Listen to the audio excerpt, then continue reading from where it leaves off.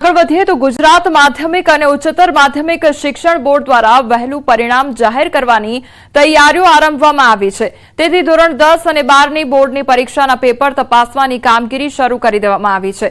શહેરના અલગ અલગ કેન્દ્ર પર ઉત્તરવહીઓ ચકાસવાની કામગીરી હાથ ધરાઈ। જુહાપુરાના કેન્દ્રમાં મૂલ્યાંકનની કામગીરી ચાલી રહી છે। આ મૂલ્યાંકનની કામગીરીમાં ગેરહાજર રહેતા શિક્ષકો સામે કાર્યવાહી હાથ ધરવામાં આવશે। गुजरात माध्यमिक और उच्चतर माध्यमिक बोर्ड द्वारा आ वखतथी फेब्रुआरी मासना अंतिम सप्ताहथी धोरण 10 और धोरण 12 बोर्डनी परीक्षा जे रीते शरू करवामां आवी हती अने तेवी ज रीते वहेलू परिणाम पण जाहेर कराय ते माटे हवे बोर्डनी परीक्षा पूर्णताना आरे छे। त्यारे अत्यारथी ज जे उत्तरवहीओनी चकासणी अने मूल्यांकननी कामगीरी जे छे ते शरू करी देवाई छे। अने हाल आप जे जोई शको छो के शिक्षको द्वारा जे अलग अलग शाळाओमां जे मूल्यांकननी जे कामगीरी जे करवामां आवी रही छे अने ते शिक्षको द्वारा उत्तरवहीओ चकासणीनी कामगीरी जे छे ते करवामां आवी रही छे। जे केन्द्रमां जे छीए हाल अमे अने ए केन्द्રના નિયામક જે ભાવિનભાઈ જે છે તેઓ પાસેથી પણ આપણે જાણીશું કે આ જે ઉત્તરવહીઓ ચકાસણીની જે કામગીરી કરવામાં આવી રહી છે કઈ રીતની વ્યવસ્થા ભાવિનભાઈ અહીંયા જોવા મળી રહી છે, શું કહેશો? ગુજરાત માધ્યમિક અને ઉચ્ચતર માધ્યમિક શિક્ષણ બોર્ડ દ્વારા તેમજ જિલ્લા શિક્ષણાધિકારી કચેરી અમદાવાદ ગ્રામ્ય દ્વારા એમના માર્ગદર્શન હેઠળ ગઈકાલ 11 માર્ચ 2025ના રોજથી ઉત્તરવહી મૂલ્યાંકનનું કામગીરી શરૂ કરવામાં આવી છે। જેમાં 4 વિષયોની ઉત્તરવહીઓ અહીંયા ફાળવી આપેલ છે અને જે પૈકી તેમને ચકાસવા માટે મૂલ્યાંકનકારો 67 મૂલ્યાંકનકારો અહીંયા ફાળવ્યા છે અને એ સાથે 10 મોડરેટર અને 2 કોઓર્ડિનેટર પણ અહીંયા સાથે ફાળવી આપવામાં આવ્યા છે। જે ઉત્તરવહીઓ તપાસવામાં જે શિક્ષકો હાજર નથી રહેતા તો એમની સામે કઈ રીતની કામગીરી? હા, એમની સામે અમારે જે શિક્ષકો ગેરહાજર છે તેની યાદી ગુજરાત માધ્યમિક અને ઉચ્ચતર માધ્યમિક શિક્ષણ બોર્ડ તેમજ જિલ્લા શિક્ષણાધિકારીની કચેરી અમદાવાદ ગ્રામ્ય ખાતે યાદી મોકલી આપવાની હોય છે। જેમાં જિલ્લા શિક્ષણાધિકારીની કચેરી દ્વારા શિક્ષકો સત્વરે હાજર થાય તે પ્રકારની કામગીરી કરવામાં આવે છે અને ગુજરાત માધ્યમિક શિક્ષણ બોર્ડ દ્વારા જે લોકો નથી હાજર તેમની વિરુદ્ધ જે બી શિક્ષાત્મક કાર્યવાહી કે શૈક્ષણિક જે બી દંડની જોગવાઈ થતી હોય તે કરવામાં આવતી હોય છે। બોર્ડ દ્વારા આ વખતે વહેલું પરિણામ જાહેર થાય તે પ્રકારની વ્યવસ્થા તંત્ર દ્વારા કરવામાં આવી રહી છે। કેમેરામેન ખેંગા રાઠોડ સાથે સંજય ટાંક, ન્યૂઝ 18 ગુજરાતી, અમદાવાદ। રાજકોટમાં છાત્રને સાથી છાત્રોએ માર મારવાની ઘટનામાં સ્કૂલે કાર્યવાહી કરી છે। એસઓએસ સ્કૂલની હોસ્ટેલમાં છાત્રોને સાથી છાત્રોએ માર માર્યાનો બનાવ સામે આવ્યો હતો। ગત રવિવારના રોજ સ્કૂલના ખંભાળા યુનિટ ખાતે મારામારીની ઘટના બની હતી અને સ્કૂલ સંચાલકે જણાવ્યું કે અમે ભોગ બનનાર છાત્ર અને વાલી સાથે છીએ। ફરિયાદીની માફી મંગાવી છાત્રોને સ્કૂલમાંથી રસ્ટિકેટ કરવામાં આવ્યા છે।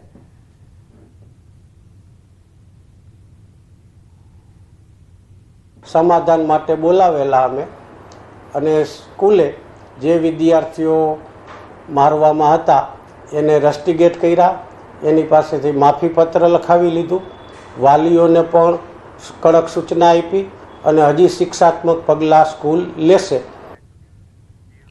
વિદેશમાં જવાની ઘેલછા યુવકને ભારે પડી ગઈ। ડિંડોલીમાં રહેતો હરિયાણાના યુવકને ગેરકાયદેસર યુએસએ મોકલવાનો મામલો, જેમાં 2 એજન્ટ સામે સુરત ક્રાઇમ બ્રાન્ચમાં ફરિયાદ નોંધાઈ। ફરિયાદી ડિંડોલીના રામી પાર્કમાં રહેતો હતો, જ્યાં તે અબ્દુલના સંપર્કમાં આવ્યો હતો।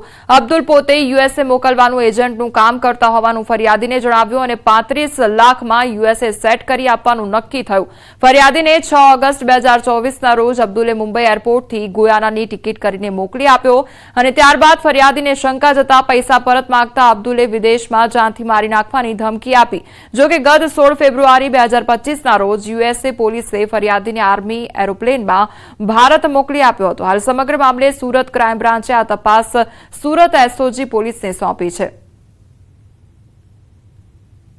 એની સંપર્કમાં એક અબ્દુલ નામનો વ્યક્તિ આવેલો અને એને કીધું કે ભાઈ તમે યુએસએ જો જવું હોય તો મેં ઘણા બધા લોકોને અગાઉ પણ યુએસએ મોકલેલા છે એમ કરીને એનો વિશ્વાસ સંપાદન કરે અને ત્યારબાદ એણે કીધું અને વિશ્વાસ આવતા પંકજ રાવતે અબ્દુલને કીધું કે ભાઈ મારે યુએસએ જવાની ઈચ્છા છે।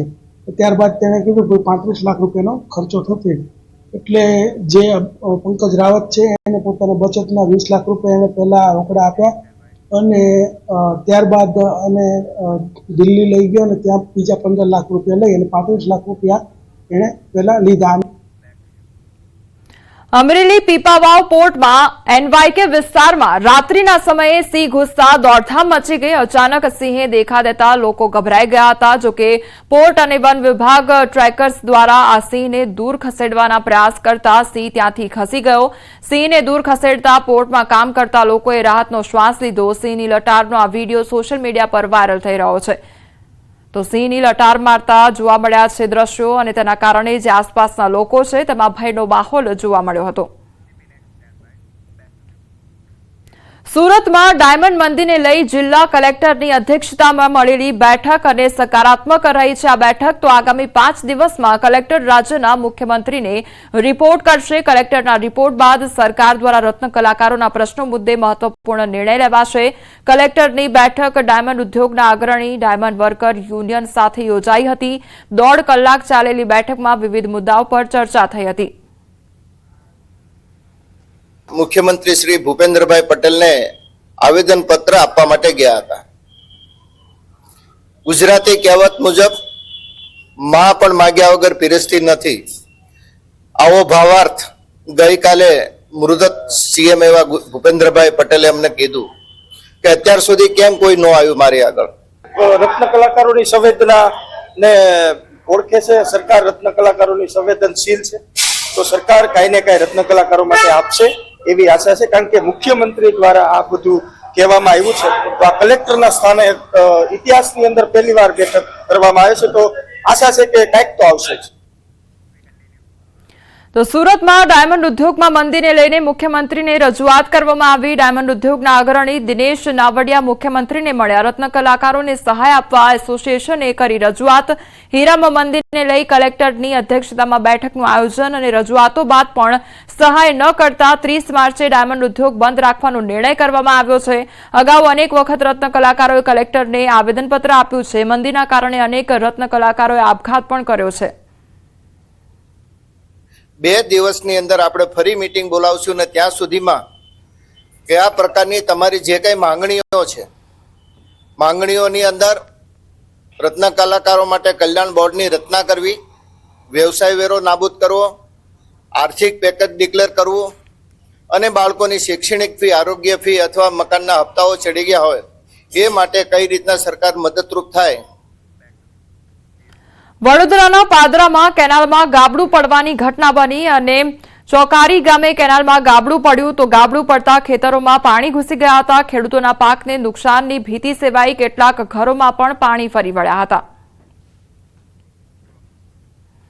તો કેનાલમાં ગાબડું પડવાની ઘટના સામે આવી છે, જેના કારણે જે રહેણાંક વિસ્તાર હતો ત્યાં આગળ પણ પાણી ફરી વળ્યા હતા। લોકોના ઘરોમાં પાણી ઘૂસ્યા હતા, જેના કારણે લોકોને મોટું નુકસાન વેઠવાનો વારો આવ્યો છે। બીજી તરફ ખેડૂતોને પણ ભારે નુકસાન વેઠવાનો વારો આવ્યો છે, કારણ કે ખેડૂતોના ખેતરોમાં પણ આ કેનાલમાં ગાબડું પડવાને કારણે પાણી ઘૂસી ગયા હતા, જેના કારણે ખેડૂતોને નુકસાન સહન કરવાનો વારો આવ્યો છે।